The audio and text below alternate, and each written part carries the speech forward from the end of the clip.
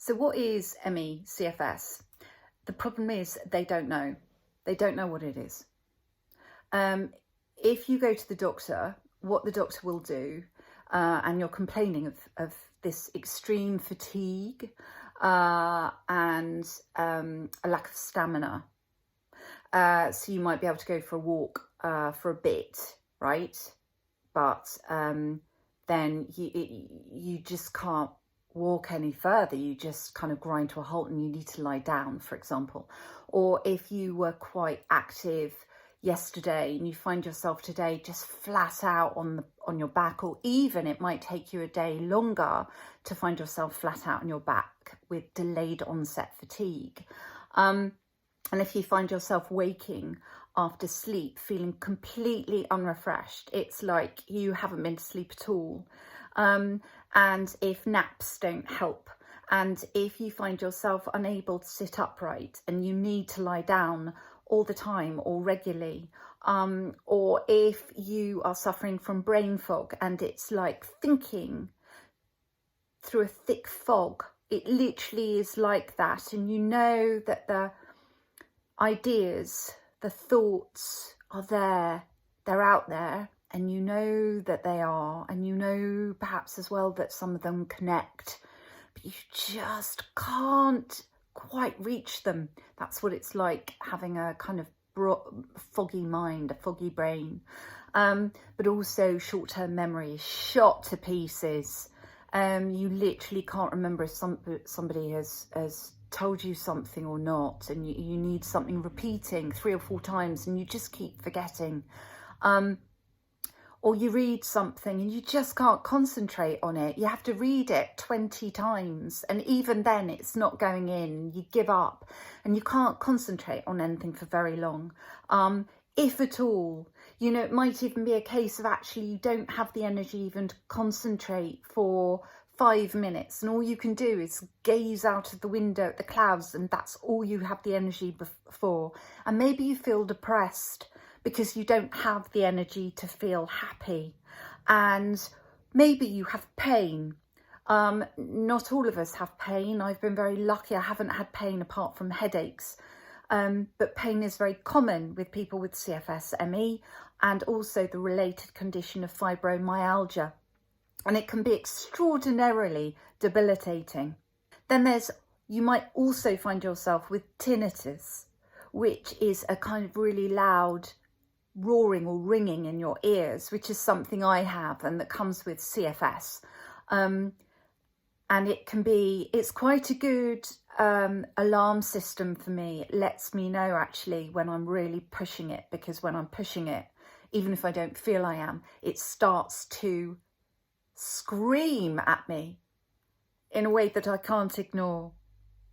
Then there's also the viruses, the common viruses that we pick up, and we might be ill more than most people, but for me it's that not just that I'm ill a lot, it's that I can't shift it. I can't shift the illness, and it will hang around. So if I get a cold, it's not just for 2, 3 or 5 days, it's for 3 weeks, and it won't go. And as any of you out there will know, you know, once you've been ill more than a week, especially if it's something with a cold, it gets really, really demoralizing.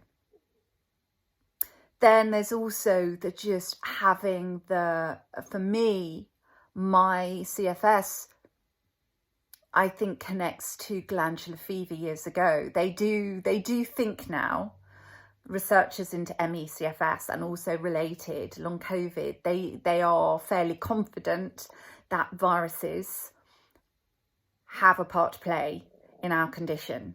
And Epstein-Barr, or glandular fever, as we call it in the UK,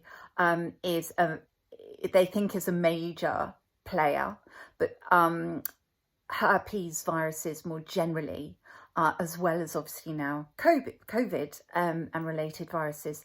So what I find as well when I'm really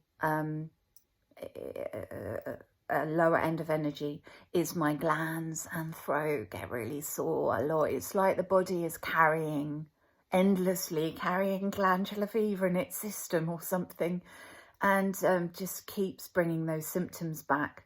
Apparently quite a lot of us find ourselves allergic to dairy. I am. It makes me really congested, and gives me, since giving up dairy, I no longer get blocked up ears. I was getting to the point where I was having to syringe my ears like at least once a year, if not twice a year. And it was horrible and really congested. And since giving up dairy, no problem with my ears anymore. Don't get hay fever anymore. Don't get all sorts of things. So dairy allergy is apparently quite common. And there are probably all sorts of other symptoms that those of us with ME/CFS share, that we go to our doctors with. And our doctors see all these symptoms, which are unfortunately quite common, and connect to a variety of other more common problems, like problems with the thyroid or diabetes and so on. So we have our blood tests. They check for all those things. If we still have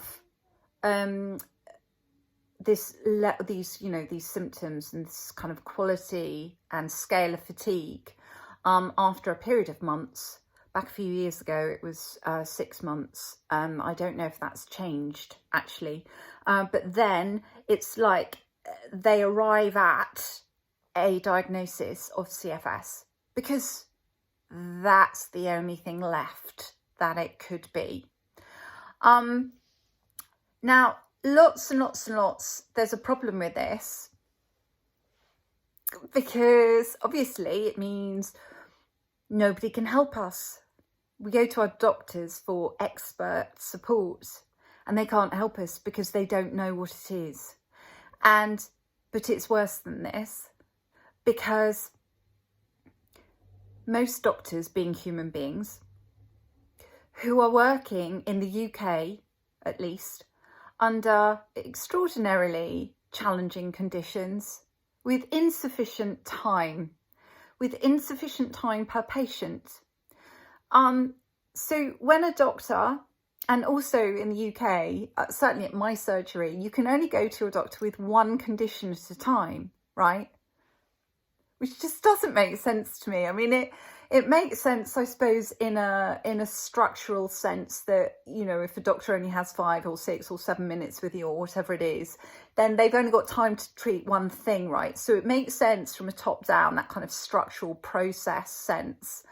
But if we think about the human body and how everything is connected, I mean, I'm not a biochemist, right? I'm not a medic, but I know enough to know that if one system in the endocrine system in the body is starting to go wrong, it's going to have knock-on effects on a number of other systems in the body, right? Even I know that. Well, so if one thing is going wrong, then it's going to have a knock-on effect with another. So going with just one problem at a time means the doctor can never get a full picture of what's going on. And with CFS, with the complexity of what starts to go wrong in the body, I mean, they can't, can they? The doctors, how are they possibly supposed to engage with this? Anyway, so what I've found over the years is I've got one doctor, my main doctor, who's amazing.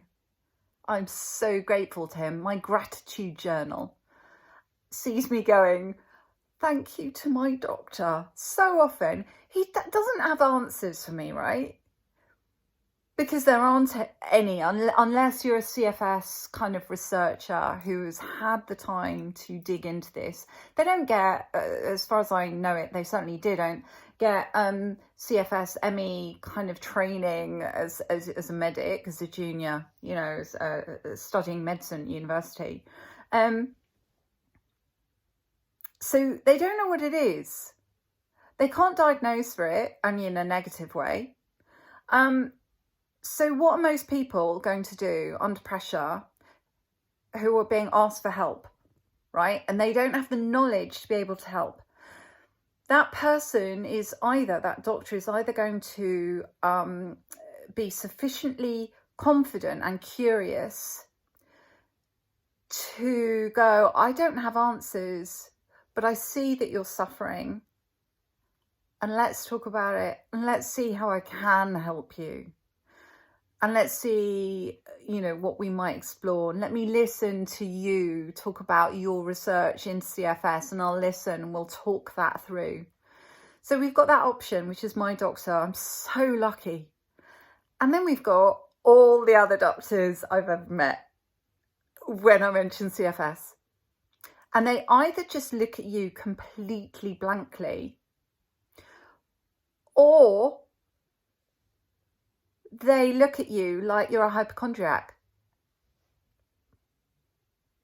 And obviously the latter is more damaging, but the former, looking at you blankly, that's not helpful either, because that just leaves you wondering yourself if you're a hypochondriac. Because they can't see it, because it's not in a blood test. They don't believe it's there. So we're kind of on our own, which makes ME CFS an incredibly lonely experience. If you are suffering right now badly from ME CFS, you are not a hypochondriac. You are not.